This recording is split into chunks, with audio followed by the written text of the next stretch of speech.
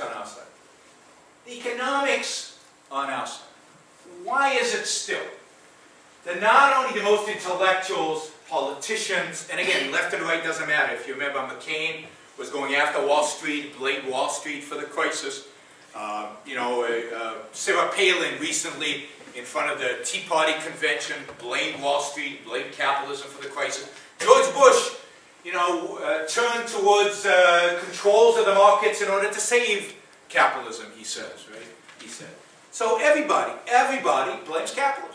Everybody blames free markets. Why is it that that is the gut reaction that almost everybody has out there? Intellectuals, politicians, but the general public just accepts it.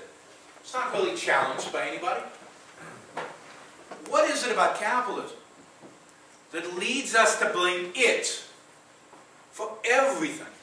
Every financial crisis in the history of this country, at least for the last, since the Great Depression, has been blamed on free markets. And today, historians, looking back on the Great Depression, almost unanimously agree that it was caused by the Federal Reserve, not by market speculators. Yet, that's not taught in schools, even, in spite of the fact that the economics profession has already got it. It took them 70 years, but they seem to have got it. So what is it about capitalism that we despise so much, and it causes this response? And, if you look around at even people who claim to be free marketers, where the hell were they a year ago, 2 years ago during this crisis? How many of them were on TV defending free markets? Where was the passion around capitalism and around freedom and around any of these issues? They kind of disappeared. It's almost like they were embarrassed. Why is it? What is it about this that even the defenders are so meek? I think it has to do with, not with economics, put it that way. Because what are free markets about? What are people interested in when they're under capitalism, when they engage in free market activity? What are they after? Why do people go to work? Why does the businessman create the products? Why does Steve Jobs make these? Yeah, profit. He loves it. Passion. But it's definitely profit. I mean, these things have, 50, 60, 70% profit margins. He could sell this for half price. But he doesn't. So Steve Jobs doesn't make these, for our sake. For the public good, for maximize the utility, stimulate the economy. That's what really drives. And when I went to the mall and AT&T store, or the Apple store, and bought one of these, my motivation was I was just listening to Bush, and I was going out shopping to stimulate the economy. That's why you got them all, right? You got them all to create jobs. You care about your social utility. So you got them all to buy stuff because you're being self-interested. Because you want to make your life better, more pleasant, more productive in the case of the iPhone, more fun. Yes. So the producers are producing their stuff because it's in their self-interest to do so. They want to make money at it. They're having fun doing it. They want to see their vision of reality manifest itself, like the iPhone. There's a certain vision and artistic pleasure that I'm sure, aesthetic pleasure that I'm sure Steve Jobs gets from seeing it in reality. All of that, all of those motivations are selfish, self-interested motivations. And we as consumers are going to buy this stuff for selfish, self-interested motivations.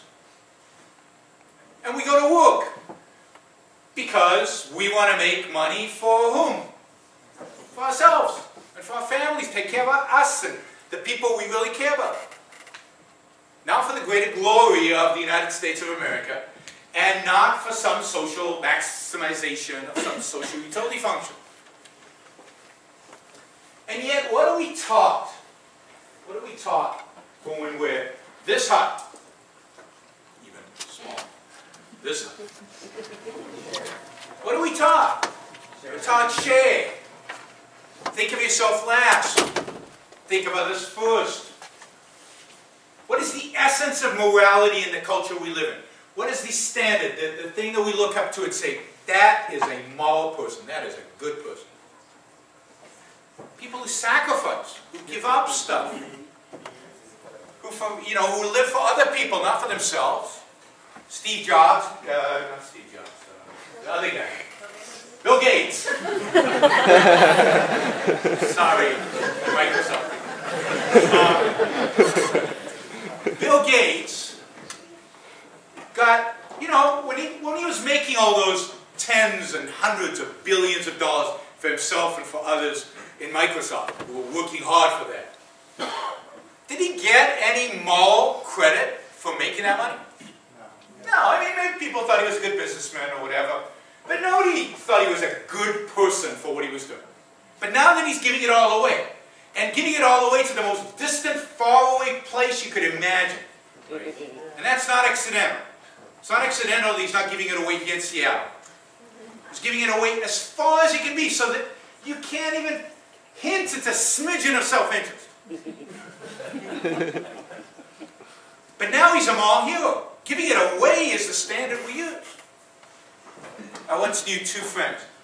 They both went to school. And they were passionate about becoming entrepreneurs and getting into technology business and building a business and creating a product and all of that stuff. And one of them actually went to Silicon Valley and pursued that goal and was very successful. He ended up IPOing his company and became quite wealthy. The other one, when he finished school, said, there are more important things. I've always been taught not to put myself first. And he went and joined, one of these groups that go to Africa and help people in Africa, and spent his whole career there. And there's a class reunion, right? Which one of these two is considered the moral hero? The good guy, the guy who's going to get pats on the back. The guy who drove up in a Ferrari, who's made a lot of money, created a product, hired a lot of people, or the guy who went to Africa? Now, I'm not talking about who everybody wants to be. We know that. We'll get to that in a minute. But who do we consider the good guy? The good guy is the guy who gave everything up. The good guy is the guy who didn't pursue his passions, who didn't do what he really wanted to do. We don't want to be that guy, right? But that's because we're all too selfish to be that guy. We all hold Mother Teresa as our moral ideal. We just don't want to be Mother Teresa. And what is the consequence of not wanting to be Mother Teresa? But thinking she is the moral ideal. She's a saint. She's virtuous. I'm not. Guilt. Capitalism without guilt is the title. Guilt. So many people in this country live for themselves. They work for themselves. They go shopping for themselves. They take care of their own family. They don't live the Mother Teresa life, and what do they feel? Guilty. They feel guilty, and then when the first, presidential candidate tells them that he can provide them hope and change and reduce their guilt by taxing them and regulating them and controlling them, they vote for him because it reduces their guilt. I'll pay a higher tax rate, and I'll be able to go shopping with a clear conscience. It's true. It's true. You didn't give enough tithing at church. Don't worry. I'll take care of it. I'll force you to give more. And then you don't have to worry about it. You don't have to think about it. That's how I'll make you a virtuous person. This is how they get you. Guilt is used against you. Because you're living your life for yourself. Most of us, to some extent, do that. But that's perceived as a vice. So it's perceived as a vice for two reasons. One, because the moral ideal is selflessness and sacrifice. And self-sacrifice, right? Self-sacrifice. And second, because what have we been taught explicitly about selfishness? That selfishness and self-interest are associated with what? So when you were in first grade, second grade, your mother told you that being self-interested was associated with